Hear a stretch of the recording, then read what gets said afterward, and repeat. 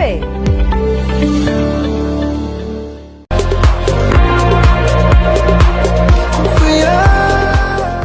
En este bloque tenemos una excelente sorpresa, ya que recibir un libro siempre es un agrado.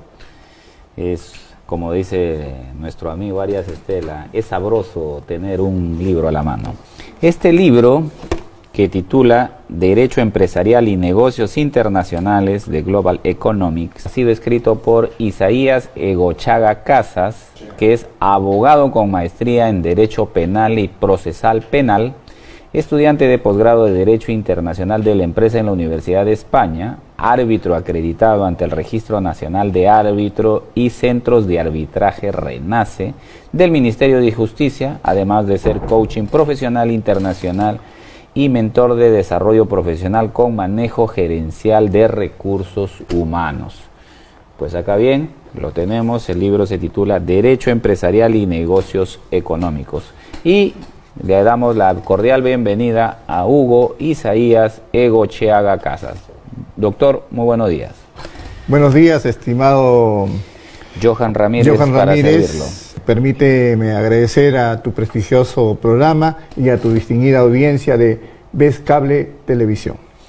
Muy bien, coméntanos de este libro. Dice, el presente libro está dedicado a mis alumnos de Derecho y Ciencias Políticas, Administración y Negocios Internacionales, Contabilidad y Finanzas, asimismo a los micro, pequeños, medianos y grandes empresarios. El derecho empresarial moderno también plantea retos a los grupos económicos, holding empresariales y corporaciones de una economía globalizada. ¿Qué nos das a conocer en este libro? Sí, sería importante resaltar que la realización de este libro se da en virtud de mi gran experiencia asesorando legalmente a empresas pequeñas y medianas. ¿Por cuánto tiempo ya estás en estas labores de asesorar a la gran? 14 años. 14 años. Y eso, digamos, esa experiencia de 14 años está reflejada en cierta manera en este libro. En ese libro, y no solamente, sino que el destacar todo este apoyo académico a la docencia universitaria en las diversas universidades en las que he enseñado. Vaya. ¿No? Cursos de Derecho Empresarial, Derecho Tributario y Financiero, que evidentemente es la estructura fundamental de la actividad empresarial y de la actividad económica en el país.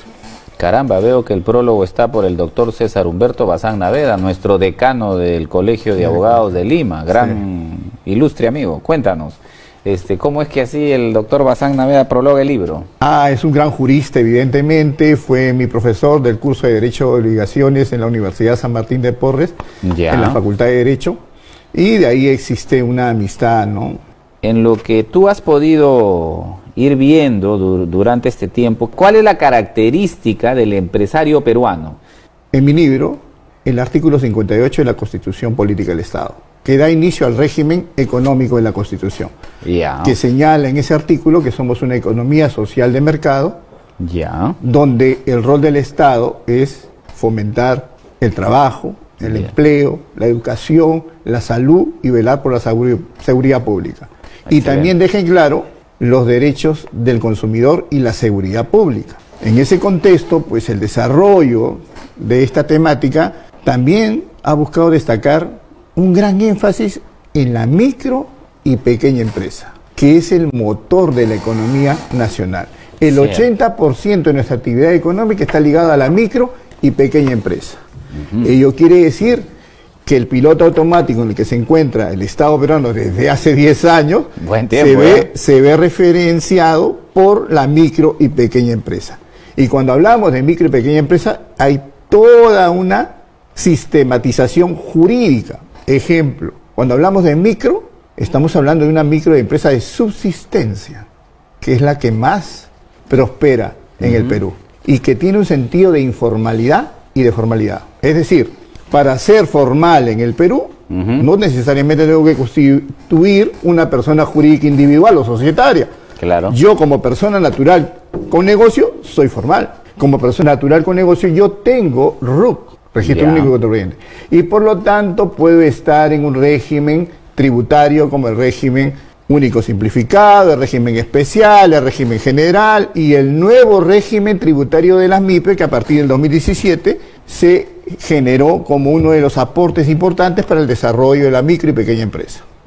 En ese sentido, hay un segmento que es persona natural con negocio, pero que es informal y que es el gran segmento que hoy en día, de manera indirecta, si no directa, porque no tiene RUC, ni está en un régimen tributario, pero de manera indirecta, ese poblador de San Juan del Lurigancho o de cualquier cono del Perú, Lima Norte, Lima Este, que es el emprendedor moderno, ese emprendedor no tiene RUC, no tiene un régimen tributario, pero sin embargo va a Saga, va a Metro y compra. Va a la bodega de la esquina, va a la panadería y compra. Y ello quiere decir que de manera indirecta está contribuyendo a la economía nacional. Ese gran... Digamos que somos formales solo para lo que te permite estar cómodo. ¿Cuál sería el...? Que nosotros no solamente somos formales en ese sentido, sino que somos un país de emprendedores. Somos tan trabajadores que muchos de ellos tienen una actividad económica independiente fuera de su trabajo. Y es la gran mayoría que en el Perú tiene más de un solo trabajo. Para poder subsistir en el Perú tienes que tener más de un solo trabajo. Yo creo que los profesionales lo viven de mayor manera, ¿no? De mayor manera. Tanto, por ejemplo, en el tema, si eres abogado, trabajas de 8 a, no sé, pues a 5 y a partir de las 6 tienes tus... Yo soy independiente. Yo ejerzo investigación jurídico, pero enseño formalmente en 2 universidades con boleta. Tengo, de manera independiente, una labor y de manera dependiente otra labor. Y así estoy seguro que es la gran mayoría del Perú. Eso que tú has descrito en el libro, ¿qué políticas o decisiones políticas se requieren para que ese emprendimiento vaya acompañado con un soporte del Estado? Muy buena tu pregunta, estimado Johan, muy buena. Claro que sí, es muy importante resaltar que el Estado debe cumplir ese rol de no solo fiscalizar y ese rol persecutor contra la micro y pequeña empresa, sino de fomentar, desarrollar y generar puntos de financiamiento de la micro y pequeña empresa. No solamente basta la banca privada. Tenemos la banca de segundo piso como COFIDE, dedicada a la micro y pequeña empresa, pero que sin embargo la gran masa de nuestros micro y pequeños empresarios la desconoce, no celebra créditos financieros con COFIDE, sino más con la banca privada. Entonces, ese rol lo tiene el Estado, de fomentar, desarrollar, hacer un análisis participativo para generar esa formalización. No solamente hay que perseguirlo, sino hay que formalizarlo con incentivos tributarios, con incentivos financieros como darle facilidades, capacitación, que es importante porque si queremos salir de este subdesarrollo, la única manera es la educación. El conocimiento nos hará libre y nos hará proyectarnos como una sociedad con futuro. ¿Cómo acompañamos o cómo desenmarañamos esta tramitología existente en tu análisis? Evidentemente, la burocracia administrativa en el Perú es tremenda.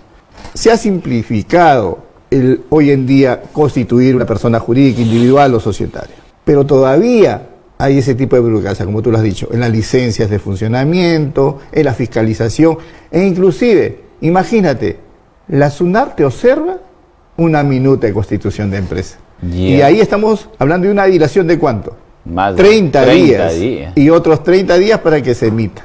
Imagínate. 2 meses. 2 meses. Cuando en otros países ya constituir una persona jurídica es flexible, fácil. ¿Por qué? Porque sabes que va a contribuir tributariamente a la actividad económica. Ese es el sentir que debemos cada vez buscar desarrollar, fomentar. Cierto. Fomentar y buscar la formalización con incentivos.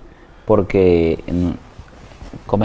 conversábamos también con otros entendidos respecto de nuestro acontecer en la pandemia, ¿no? Si bien es cierto, hubo un momento en la parte más crítica de la pandemia que nos tenía complicados, ¿no? Pero ahí viene el tema. Si se hace la comparación entre Perú y Chile, Chile siendo más formal, el costo que el Estado tuvo que asumir respecto de ese grado de manutención fue mayor. Ahora bien, la reinserción a la economía nuevamente lo hacen los emprendedores. Claro, si tú sales temprano y ves las calles de nuestro Perú, te vas a dar cuenta que ese motor de la producción está ahí latente, todos los días ves en movimiento. Cierto. Eso quiere decir que ese 80% es el que genera, ese 80% que no necesita ser empleado de la administración pública, ese 80% que no necesita ser empleado de alguna entidad privada, es el autoempleo de subsistencia, y que muchas veces ya no solamente es de autosubsistencia, crece como una micro de subsistencia, pero pasa a ser una pequeña, y va creciendo en el plazo del tiempo. Y a medida que va creciendo se va desarrollando económicamente, y ya viene la bancarización, el elemento del financiamiento para repotenciar la micro y pequeña empresa es importantísimo. Por eso ese gran segmento informal tenemos que formalizarlo. ¿Cuál es tu opinión respecto de las billeteras electrónicas que han ido, digamos, ayudando a ese emprendimiento? Por supuesto, y eso te dice de ese gran micro y pequeño empresario, ¿quién no tiene un yape, un plin en el Perú ahora? Hasta los emolienteros, todo, ¿no? Los lustrabotas igual. Igual, imagínate. Ese desarrollo de la micro y pequeña empresa desde el punto de vista financiero. Yo recuerdo, y creo que esto recoge en cierta forma aquello.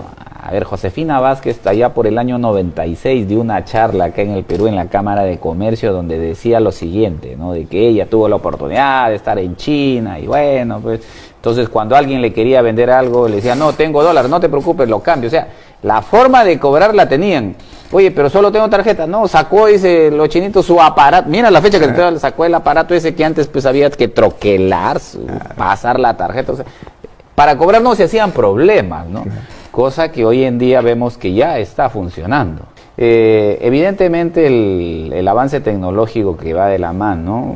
El tema de los QR y todo ello, ayuda mucho a que ese emprendimiento, en cierta forma, en este mundo tecnológico a través de las plataformas de pago, en cierta forma ya eres un formal indirecto. Claro, estás bancarizado. Lógico, ya estás bancarizado. Ya estás identificado. Ya estás identificado.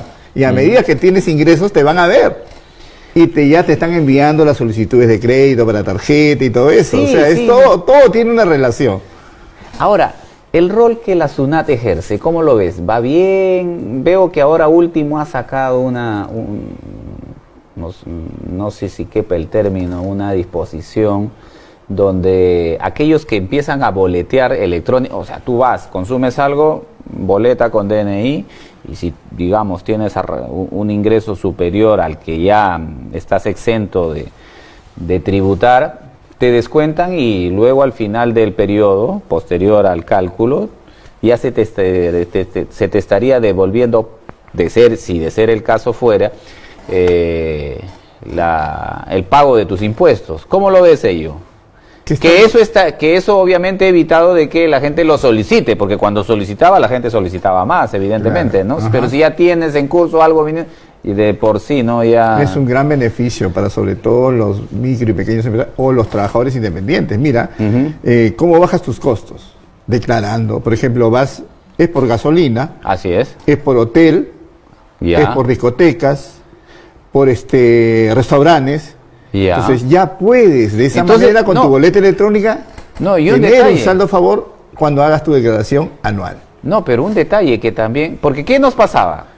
En la discoteca no pedías boleta, ¿cierto? Y no te daban tampoco. Exacto, ni uno ni el otro, claro. ¿Para qué te voy a dar si a mí claro. O sea, a él le afectaba y a ti no te beneficiaba? En consecuencia, hoy te beneficia y están obligados ellos. Entonces, vemos hasta por arrendamiento, o sea, tú puedes arrendar un departamento, o sea, para justamente aquellos que no tienen vivienda y viven en casas arrendadas, también le beneficia, y generalmente son independientes, porque te digo, a esa gran masa independiente le ha dado un gran beneficio ahora el poder solicitar la emisión de la boleta electrónica. Este tipo de actividades que vemos que las instituciones lo vienen haciendo a razón de las circunstancias de cómo es que se hayan dado. ¿Por qué es que no lo hicieron antes? ¿Por qué? Claro, ahí está pues, la mala gestión pública que nos ha antecedido en diferentes gobiernos. Algunos tal vez se han dado cuenta de ello y lo han generado ya como un proyecto económico, tributario y social, porque es social. Porque según se sabe es que el modelo de recaudación del Perú es un modelo que se ha replicado en casi todo Centroamérica, ¿no? Tanto el tema de retención, percepción, detracción es algo que, pues, que te permite garantizar la recaudación como tal.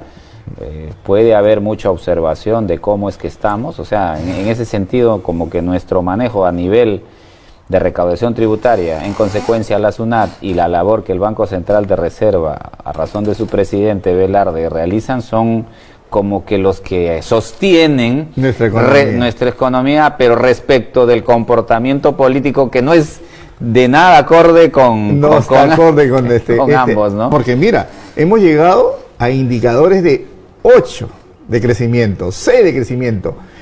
Nos proyectamos este año a un 2% de crecimiento, pero sin embargo ese 2% en América Latina, en Sudamérica, es relevante, es importante porque todos, con menos crisis política que tenemos nosotros, con menos crisis están peor, ¿no? Están peor. Entonces, ese es lo resaltante, por eso les digo, y lo expreso en mi libro, el desarrollo de la micro y pequeña empresa es el motor económico que nos va a hacer salir del subdesarrollo. Pero hay que fomentarlo, hay que trabajar para que ellos logren esa formalidad. Imagínate, tú bien lo has dicho, ¿no? Cómo ellos no lo hicieron hace tiempo. Recién en el 2017, en el gobierno de PPK, se modifica o se crea el régimen tributario de las MIPE. El 2017, después vino la pandemia, imagina, prácticamente lo ha aplacado. Lo puso en pausa, ¿no? En pausa, ajá. Pero mira, el 2017, sin embargo, tenemos este desarrollo de la micro y pequeña empresa hace 30 años. Pues del shock. La gente salió a las calles a trabajar de manera independiente. O no tenía otra. Exacto.